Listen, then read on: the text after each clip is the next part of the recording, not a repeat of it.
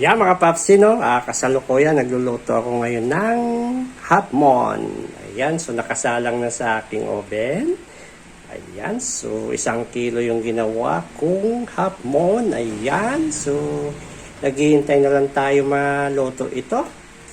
Ayan, so mga 10 minutes ay maluluto na yung hapmon bread. Ayan, so okay.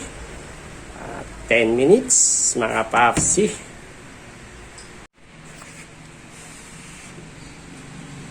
Ayan, ito na yung hapmon mga papsi, malapit na maluto. Ayan, susubukan natin tignan ng buo. Ayan. So, konting oras na lang. Ayan.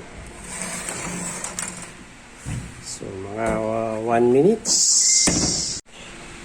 Ito na mga papsi, luto na yung hapmon. Yan. Sa 1 kilo ganyan inabot niya kadami mga paps. Yan, so mainit-init pa yan. Kaya palamig-lamigin muna natin bago natin ilagay sa tamang lagayan. Yan.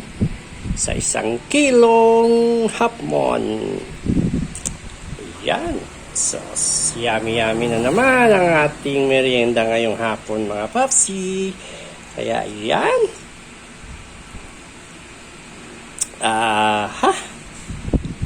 So palamig-lamigin lang natin ng konti bago natin ilipat sa tray, no, para mai-display na natin sa ating stante at maibinta na sa ating mga customer mga papsi. Ayan.